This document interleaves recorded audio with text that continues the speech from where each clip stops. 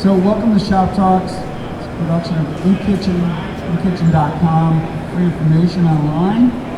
We also have a podcast, Low Bleed it's called. Check that out. Like us on any kind of social media you can imagine, please. It's also sponsored by Impressions, the show, Hirsch Solutions and Hanes. My friend here, Michelle Moxley, really generously has agreed to come here and talk about pricing and a show and tell as well. Michelle is the Innovation Director at M&R, and we're really lucky to have here one of the most visionary people in the industry. Thank you. I'm going to clap before I start. So what I brought is a show and tell, like I usually do when we're here in the Ink Kitchen, but I wanted to tailor it towards pricing. So I have some examples of my work over the last 20 years. Some of this is very current and it's hybrid or digital. Some of this is about 7 to 10 years old and it's high solid water based, and some of it is about 15 to 20 years old and it's plastisol. What I'm going to show you is examples of pricing lessons that I learned, how to establish pricing, how to think about pricing, some of the psychology of pricing. There's 3 different factories that I developed for in here, so I did all of the pricing that went with my application development because I believed that I could develop anything, but it didn't mean that I could make money doing it, so if I wasn't in the pricing aspect of it, there was a good chance that it was going to be a loss. So by doing pricing, I was able to learn those lessons and kind of control that margin and what we were able to produce and how fast we were and what we were able to streamline. So we're going to start out with what we call the wheelhouse. And what you have to keep in mind is that when you're building your wheelhouse, which is basically where you can just hit a home run, you want to look at what your run rates are, what your losses are, what your production looks like, and realize that sometimes there's a learning curve to that. So you might start out outside of your wheelhouse, but set the intention that this is going to become something that you're really efficient at. So we'll start with flock. This factory, we did 2.5 years of flock. This shirt was in our wheelhouse. Thank you. And you can see why, because it's a center front, which gave it a lot of the best productivity rates, because it's not that big. Even though it was intricate, it produced really well. When we started flock, it was a total loss. It was not in the wheelhouse. We were always different colors because it was all over us. It wasn't on the shirts. As we got better at it, it was on the shirts and it wasn't anywhere else, and it kind of flipped. We had to set an intention as a factory to achieve this, and we had to suffer the loss in the beginning to get to a place where we would be profitable. As flock moves out into other places on the garment, it became a lot more difficult to do and was not necessarily a wheelhouse print. Now, we would still do them, but we would charge more for that and realize that it would affect our run rate. That same factory was really good at all over printing. This is another one where we started out, there was a total loss. But we set an intention, it was a trend, so you make a decision to invest in a trend and learn something new and set a long-term goal to be running that through your factory, and then you can get to a point where it's actually profitable. These shirts are really good. This is one screen of discharge. That was 2 screens of water waste. We had to learn how to print water waste, huge screens all over, and then you could flip it and print on the back sometimes too. All of that was like step-by-step savings. So your pricing was based on, usually generally you're pricing your lower mesh as the highest consumption on your product, and then try to use higher mesh so you have a bit of a buffer there, and then keep track of how many screens you're breaking down and whether or not you're able to execute these things. So that's going to be like a macro or micro view, where at the end of a period of time, you're looking at these garments and saying, was I able to achieve? What was the loss on that? What was the weak rate, or what was I not able to sell? And then you can make adjustments. So my price sheets always had timelines associated with them that were clearly labeled. This is only good for this period of time. Go back, look at this product, and make an adjustment. These 2 shirts give you an example of why it's really good to do square inch pricing. Essentially, this is the same image area. But if you did an image area price on a reflective ink like this, somebody's either losing money or paying way too much. So we did square inch. So it was the image area. And the way we would price it is like, you could choose 25, 50, 75% coverage.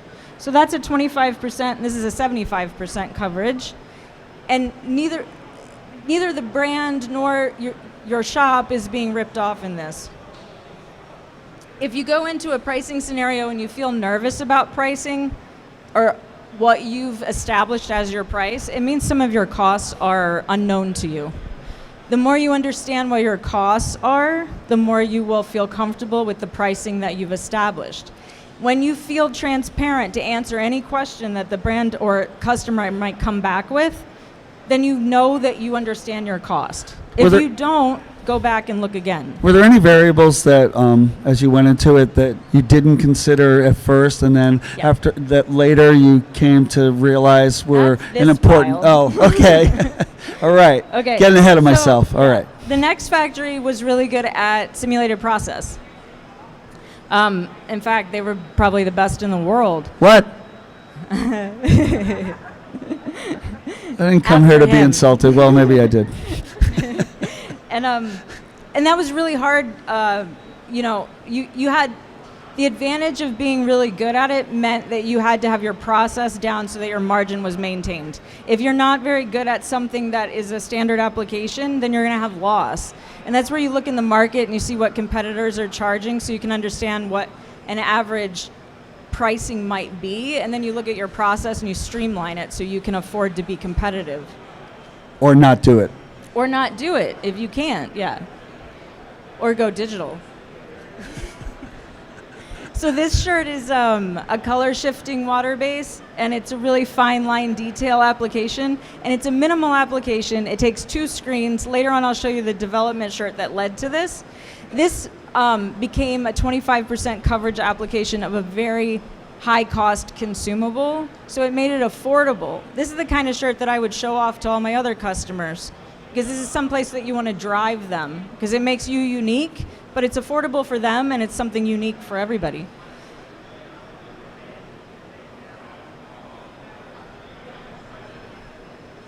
This is water-based HD, and we got really good at this. And this is a little bit of a different pricing model because I'm pricing for application technique as well as like a consumable printing, where I might be just charging for a color shifting pearl there. I'm actually charging for the application here. So I like to look at the press like a pie, and I say, okay, I'm charging for this level of HD in this section of the press, which is application, screens, run rate, consumable.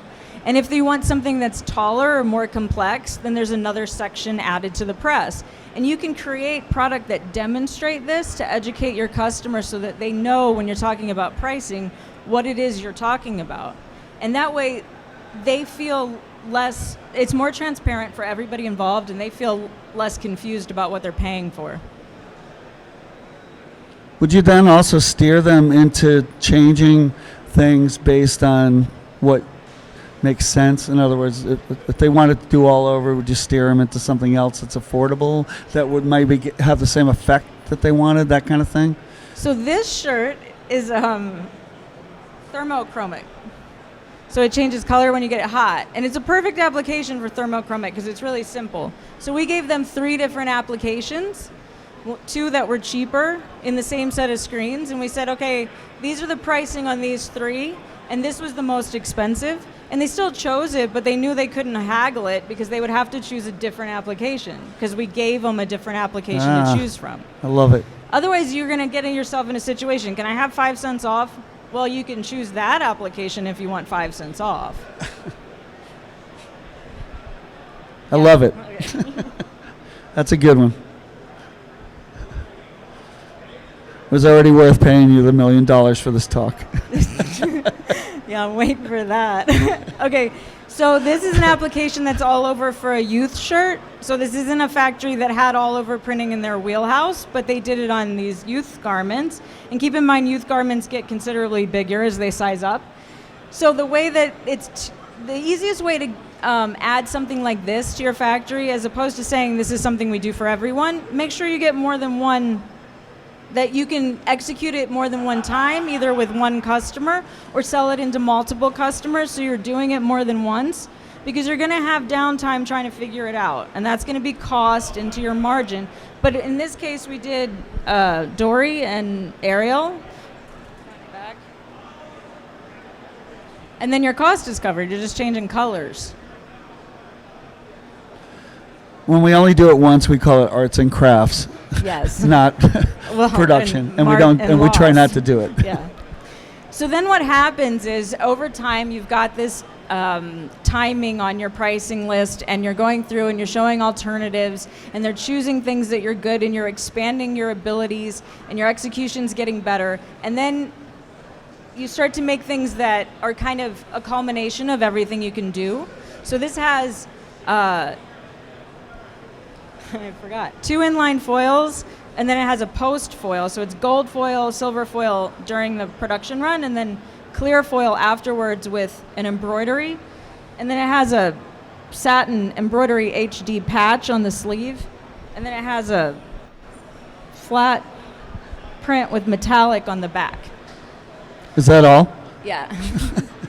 So this was very expensive, and it was very well defined on their price list and agreed to every quarter, but it built to this because every application that I've passed around, they executed really well, so it built up to this. And I mean, the principle also applies without such advanced techniques, right? I mean, you would still do it the same way in their small shop where just my flat printing and foil or something, right? And that's why you set the timeline in each quarter, each period of time, you look back, macro and micro view, and see what you're executing well, what you're struggling with, either invest in education and expand your capability, or stop doing that thing and take it off your price list. Ooh. If someone comes in and they say, hey, do you do this? You have experience, you remember, say no, we don't. I know someone who does. That's when I give them your number. Yeah. So these two are hybrid printed on top of foil. So this is a digital application on top of foil. So this is where you're taking an application that's standard in your shop and you're expanding your capability, and you're able to charge a premium because probably nobody else can do that.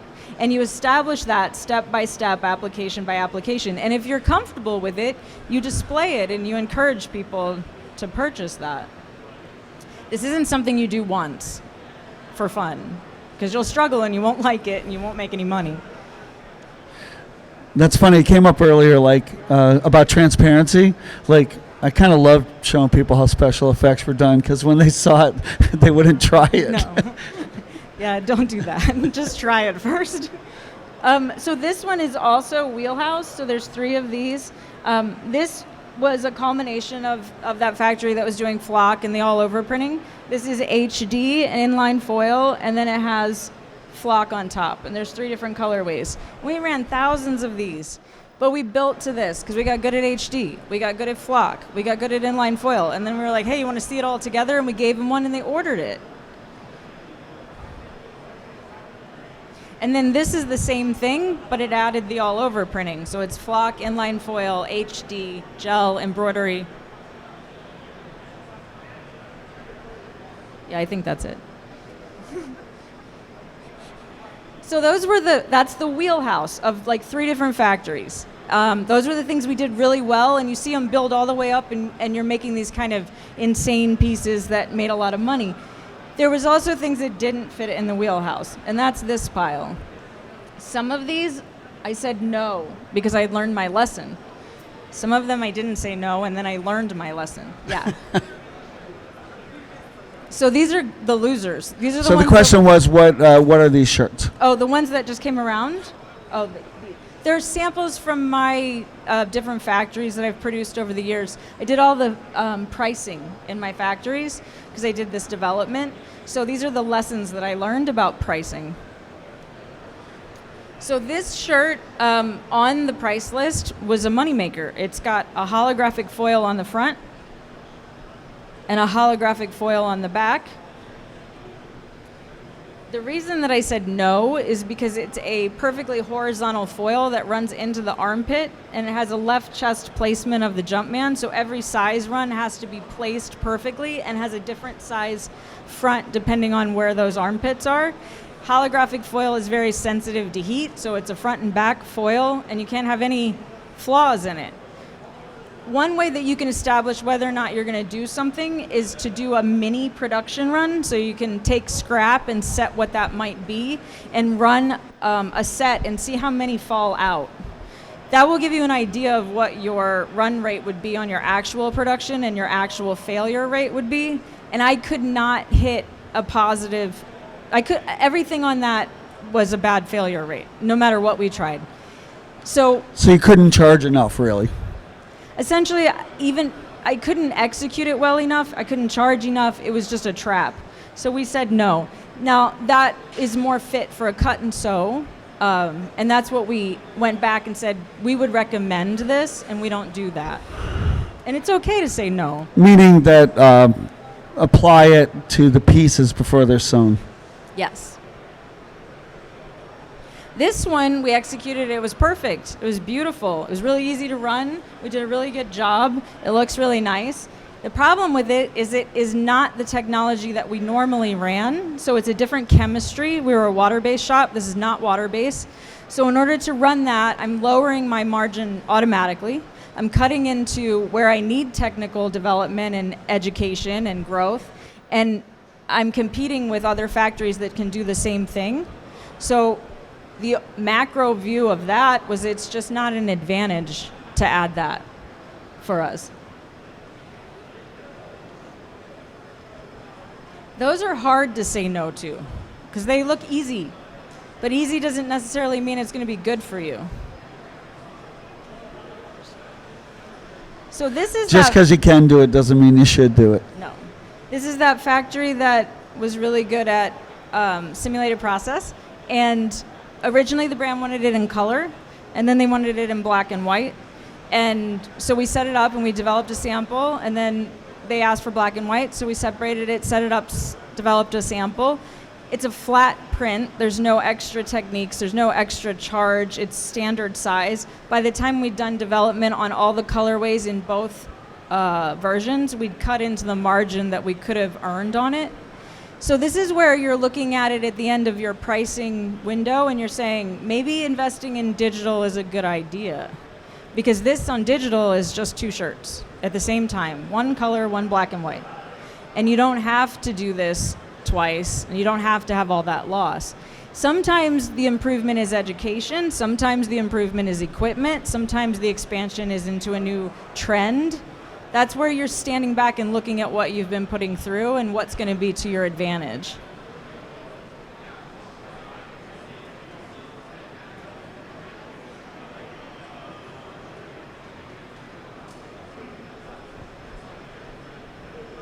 So this shirt was one of the first shirts that I separated and we had a large production on, and it looked really nice, and it was in our wheelhouse, and it fit our big image size, and it ran really well, and we had all the margins, and it has a special effect. And I put a sticker on it down here that said to turn that Jumpman to that color red, and the sticker fell off, and we produced it, and it was wrong. And I learned to use markers instead of stickers. See, it can be that simple. And that changed for that point moving forward. And luckily I learned that pretty early, and it was a big number job, but that's the kind of things that you're trying to evaluate. I can't charge them for that mistake, but I can make sure that we don't make that mistake again. That's process. Painful. Yeah. Painful process. This one I learned from ahead of this happening. So this is what the brand would perceive as 1 color. This is actually 3 colors because it has all these tones in it that you can see in the city, and the photograph in general was very dark. By adding the 3 screens, you get all of those extra tones. I can't charge the brand for 3 screens. I could explain to them and educate them. I could even separate this and print it on 3 different shirts and hang that somewhere so that when they wanted a shirt like this, I could show them what that meant. But it still comes down to, it's a white shirt with 1 color on it, Michelle. Like, I don't want to pay for that. So that's where your pricing has to be smart. If I'm charging for the most open mesh, highest consumption rate, then I'm covered at using a higher mesh with 3 screens. Because I know that things like this are going to come in. You want to put advantages in your pricing, but you don't want to cut off your arm for your foot, or your foot, whatever that is. So you couldn't just say, well, sorry, it takes 3 screens. It's going to be good. I mean, we have people say that. Well, we need a blocker base. Well, I don't want to pay for another screen. And we just say no then. Yes, absolutely, and you should. I think in that case, it's a white shirt with one color print on it. What I did was, at the end of my pricing evaluation, I looked back at a shirt like that and I said, what can I do with my price list that would allow me to have that without having to educate someone? And that was just looking at the consumption rate. Because if I printed with a one mesh and it was really open, then it might cover the cost of really high mesh with 3 screens and less fallout. So in the end, it was all equal. Yeah, I would say we do that. Sometimes just because it will print better, we don't tell them, and make more money that way. Yeah, because you have less failure. So this one on the price list is probably one of the highest priced ones because it's 4 locations, and they're all special locations except for the center front. But the brand wanted it to say air as you're wearing it. And then if you consider that with all the different sizes, none of the letters can be turned even slightly. So you're talking a lot of lasers and a very slow, like ultra aware loading. If you imagine the larger sizes and you're measuring up from the bottom hem, then you're getting different placements on the longer sleeves, which means this placement is different for the different sizes. If you're printing all of these sleeves and one of them is turned, do you turn the other one to match the first one? And there was no small production run that I could do that made this make sense. So I said no. Is that one maybe where you would say hell no, not just no? That seems really like a disaster. But alternatively, this one we produced. And moving forward, I would say no. This is black flock and white flock. The black is in the upper left and lower right-hand corner. The white is in the center. It has a metallic ink in every little square, and then it has flat plastisol inks in the other squares. We built some kind of rig so we could flock this and it wouldn't contaminate the black into the white. You can see a little bit of contamination right there. We were really proud of ourselves. Like super proud, like wow, we did that. We didn't make any money. Proud all the way to the poorhouse. Yeah, a lot of people cried. So that other one that went through, that's me learning my lesson. This is me not. That was earlier.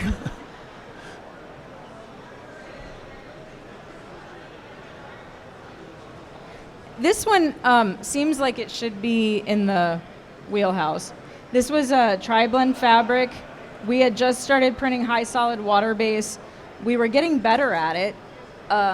This had a blocker, 2 whites, 2 grays, and 3 screens for color. So it was 7 screens, 8 screens, and like 6 flashes on a really sensitive fabric. And we had no idea what we were doing, and we were still learning cotton. So we got into this, we produced it, people cried, it was really hard, we didn't make any money. And we looked at it at the end of our time for that price list, and we said, you know what? I don't think that fabric is good for us right now. It wasn't to say no forever, but it was to say we can't execute that very well right now. So we didn't do that for another couple of quarters so we could revisit it. Now you look at this shirt and you think, I can do that. We couldn't do it. Isn't that even worse sometimes when it looks simple and it's a no? Yeah, because you don't even think to say no. You're just like, yeah, sure. And then you get into it and you're like, wait a minute. So these are the developments that become Wheelhouse.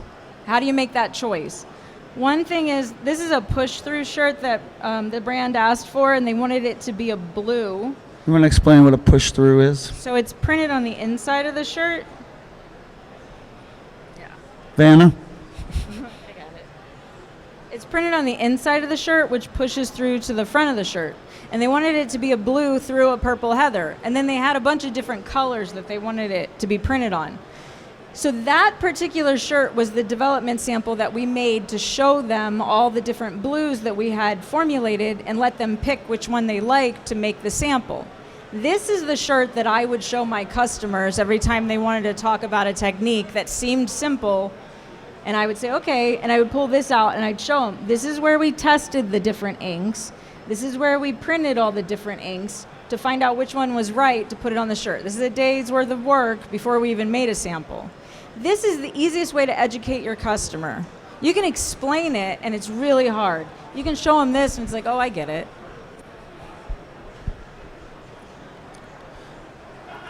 This shirt was the development shirt for that fine line color shifting pearl. And this was all about image. This is 2 screens. It's a white and a color shifting pearl. And it was all about this passionate image. If you use things like this to drive what you do well, people will be attracted to it and they will buy it. This shirt was a development of water droplets. The brand wanted it to look like water droplets on the shirt. It took about 6 months to do that development. It was very difficult and we ended up not producing it for various reasons. The development like that was probably never become a wheelhouse, but it is good for driving a brand and making people know that you're a creative shop and you do unique things. But we showed it to a different brand and we got to make this and it made its money. So keep in mind, if you do something unique, you can cross-sell it to others. You just have to be creative and think about how. And this looks like an octopus, or feels like an octopus. And this is the same thing. This is a digital print. And it's using a full separation technique. So it's printed on a digital press and I separated it. And then I took the same image at the same time and I printed it in black and I applied this transfer paper to it so it looks like a snake. So the total in was an extra 15 minutes. And I get an example to show a customer a technique that I can do in the future on something that they want without a lot of investment. That's how you expand without causing a lot of cost.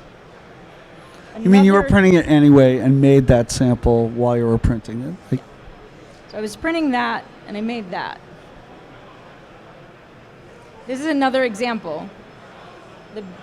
The brand asked for this one, which is color shifting pearl. It has a shiny and a matte pearl of a standard logo. Thank you.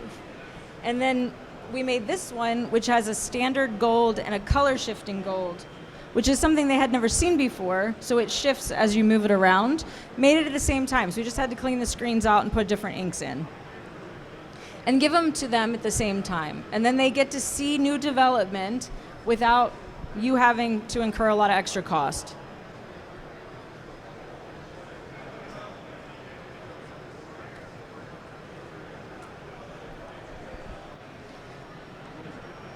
So the last one I have here is from Jordan. They asked for the words Air Jordan to be spelled out in shoelaces. So I took a pair of shoelaces and I spelled out the word Air Jordan and I glued it down and I took photographs of it and then I simulated process separated it. But they wanted it actually spelled out in shoelaces. So that is the same thing sewn onto the shirt with shoelaces. And they wanted to know how much that would cost to produce, which was like, I don't know how much that would cost to produce. What, you didn't have shoelace sewing on your price sheet? Come on. What kind of shop did you have? Well, we had Hack other shop? words, but not Air Jordan. That was the problem. I didn't get that far in the alphabet yet. So we went and had that done, and then we put a price on it. I don't know. And then I did this because this fit into their pricing structure.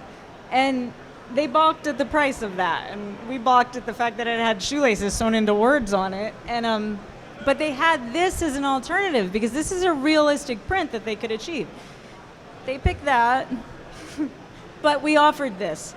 And that's what you do. You can do the insane, but just make sure that you are leading the narrative, that you're guiding the customer, that you're aware of what you're offering, that you're going to actually have to execute that if they pick it. Don't try to get the business there. Try to not get it. Price it away. Yes. That's insane. It looks cool, but All right. all. You know, usually wait to the end. How about a hand for Michelle? All right, so questions?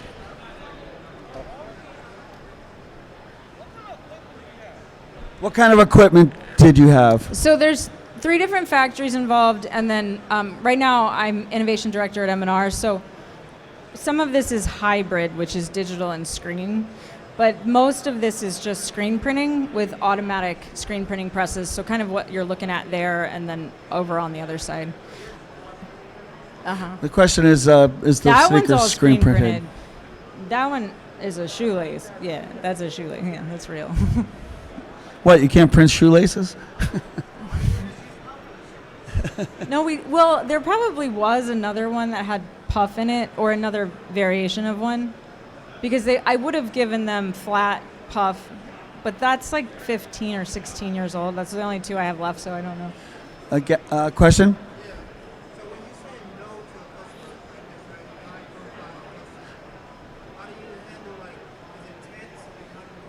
So the question is, for a high-profile customer, how do you say no? Is it tense? It is in the beginning. Intense or tense? Or both? Both, yeah. In the beginning, it was very intimidating. And for me, I was like, oh my God, I can't say no to these people.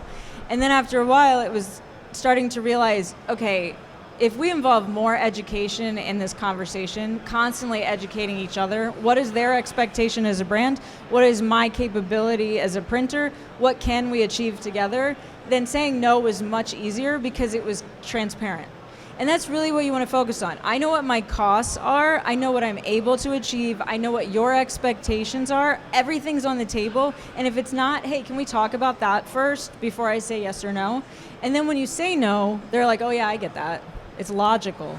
I can't sew shoelaces onto t-shirts in the shapes of words without having to charge you, because do you want to see the video of the lady doing it? It takes a really long time. And they're like, yeah, that makes sense. It is a really difficult question, though. I would say that most good customers you get, or many of them, start with a project that's terrible. So you have to sometimes take it on the chin for that. But the question is, you need to know that you're doing that. So I'm going to lose on this particular project, but I'm going to show them that what we can do, and you take it on. Don't take something that you can't repeat. Don't take business that you're never going to want to do, or don't be the person they send all the crappy projects to. There's a lot that goes into it. I don't think it's balance. A simple answer, right, Michelle? Yeah, it's all about balance. If you do take on things that are really hard to do or really complex, make sure you're balancing it with things that are making you money that are simple. That's why defining your wheelhouse is so important, because there's things that skirt on the edge of that, like some of that stuff that got really complex. We charged a lot for it, but I couldn't run that on every press all day long because we wouldn't make money. It has to be in balance. That's where you're looking at it at that big level view and that micro view at the end of those periods of time. Constantly revisiting. And then you're defining your own outcome. And I mean, sewing shoelaces on, like, go ahead, take it somewhere else. That'll drive my competitor out of business, because that's insane. So, right? There's really, sometimes you could have no fear about sending something away. And sometimes it's just good to not know any better, and then you do it and you go, okay, well, I'm not doing that again. Oh, really? That happened? Well, that's what a lot of that How many is. times, yeah. Other questions? Eric. How are you scheduling your samples for a dedicated press? The question is, how in these situations were you doing your samples? Was there a schedule for it, dedicated press, et cetera?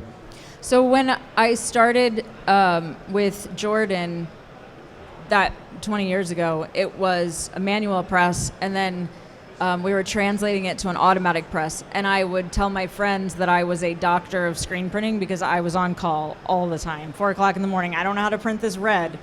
And it was exhausting. And then I really pushed, and internally we saw that there was a problem in doing that, and we had a dedicated press that matched what we produced on, because then the translation was much simpler. And it really depends on the style of printing that you're doing. That difficulty level required you to do it on the equipment that you were going to produce on.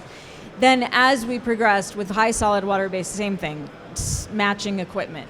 With the digital equipment, it's really interesting because we're trying to match it into the other digital equipment. So now you're able to sample on a standalone piece of digital and transfer it to like a hybrid, for example, and that is functional because they're both digital color applications. So it specifically depends on the style of printing, but I know what style you guys do, so I would recommend, a dedicated press. Yeah, absolutely.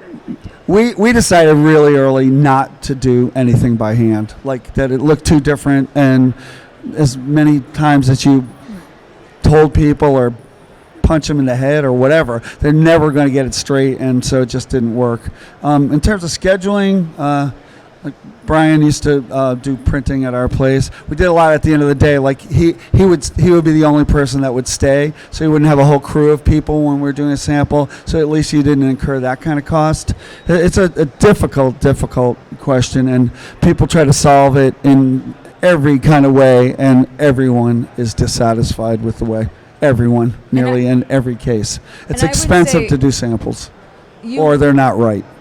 If you're doing manual samples to an automatic press, you're either finding a manual printer that can print like an automatic, or you're trying to make an automatic print like a manual person, and then you're trying to control the manual person because the automatic isn't as flexible. It's just a dance that you can eliminate by making them on. And if you do them on the automatic press where you're going to produce them, it usually will go faster anyway, so it cuts down the translation a lot. There are other uses. I mean, we're doing stuff for Farm Aid right now, and you got to know your customer. So in their case, they're just known for like changing the size of the image when there's like 2 days to get everything done, and you showed them a mock-up that was really accurate, and they still like, oh wait, that 8-color design, it looks like an inch too big. So we digitally printed everything, and just I didn't just send them to him. I went there and explained that the colors weren't the same and the feel wasn't the same. It was only for size.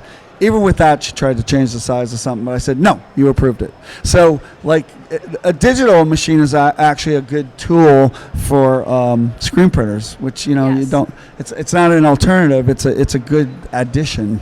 Yeah. I think if we would have had that back then, we could have utilized it more. And I think people are educated now, like printers are educated now to integrate digital machine for sampling. Back when we were doing a lot of the Jordan stuff, we wouldn't even have known how. And we built manual presses to do all over printing before we had the automatic. That created some translation issues. Digital to automatic is a lot smarter than manual to automatic, I think. Also, digital printing's gotten better, so it looks more like screen printing. So I think that's a big difference. Other questions? Wow. Did I go early? All right. How about another hand for Michelle? Thank you. I want to thank our sponsors, Hanes, Hirsch Solutions, and Impressions. And check out inkitchen.com. Like us on every kind of social media you can imagine. Check out our podcast. Oh, it's not up there anymore. But thanks for coming. Michelle's going to be part of a very interesting discussion we have about mass production and digital one-off and how it all integrates together in a minute. And if you want to come around, more free talks. And got a few tomorrow as well if you're still here. Thank you for coming.